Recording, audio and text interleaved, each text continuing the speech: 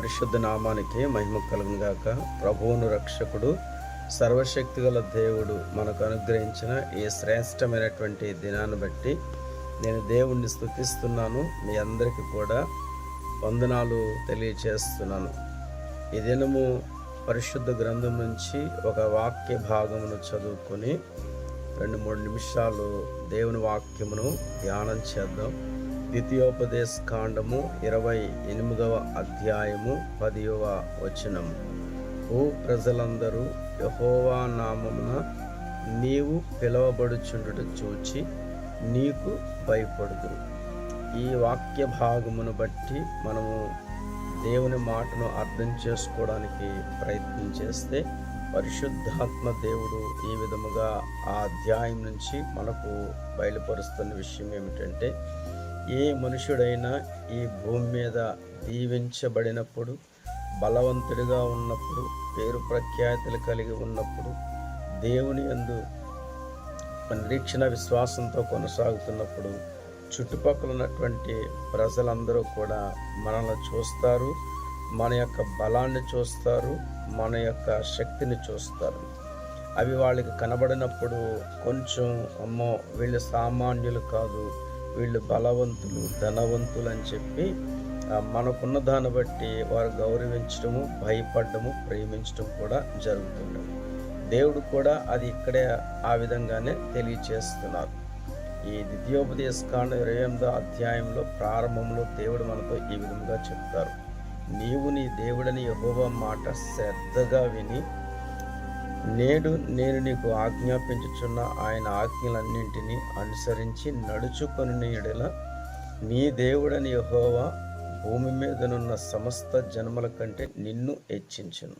అంటే మనము నివసిస్తున్న ప్రదేశంలో మన చుట్టూ ఉన్న ప్రజల మధ్యన ఒక ఉన్నతమైన స్థాయిలో ఘనంగా, బలంగా కనబడుతున్నప్పుడు ప్రజలు మనకు భయపడతారు, గౌరవిస్తారు. చాలా వరకు కూడా మనము దేవునికి మహిమార్థంగా జీవించగలుగుతాం. అయితే ఇదంతా దేని మీద ఆధారపడి ఉన్నదంటే, మరి దేవుని మాట వినడం మీదే ఆధారపడి ఉన్నదని దేవుని యొక్క వాక్యంలో చూడగలుగుతున్నాం. అలాగే దేవుని యొక్క ఆజ్ఞలను పాటించడం వలన ఈ యొక్క నామం అనేది ఆధారపడి ఉంది. దేవునికి మహిమ కలుగును గాక.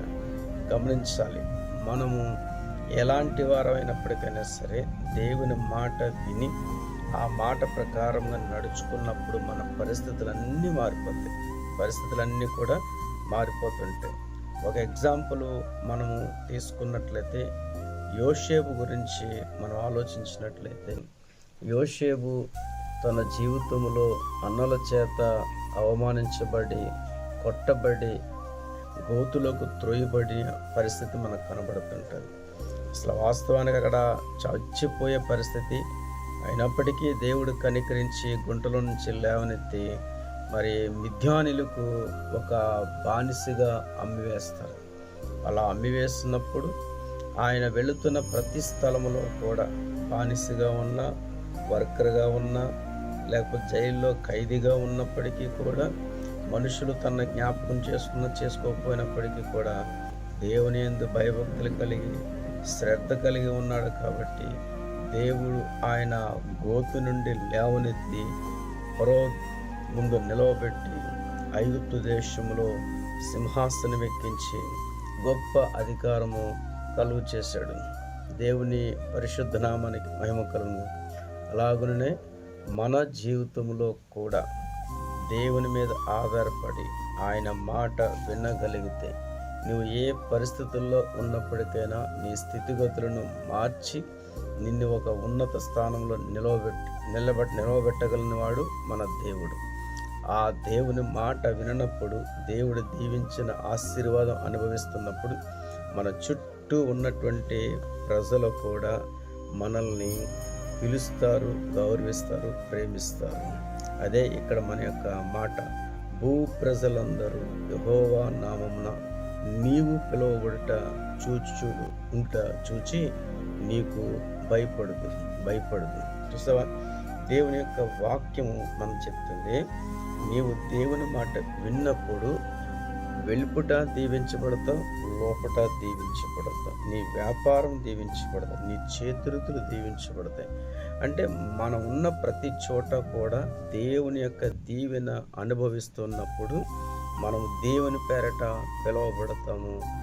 ఆ పిలువబడుతున్నటువంటి పిలుపుని బట్టి ప్రజలందరూ కూడా భయపడతారంట. అలాగనే మనం ఉన్న ప్రతి చోట కూడా దేవుని ప్రజలుగా పిలువబడడానికి ఇష్టపడదాం, దేవుణ్ణి ఘనపరదాం. అటువంటి కృప దేవుడు మనకు అనుగ్రహించునుగాక. ఆమేన్.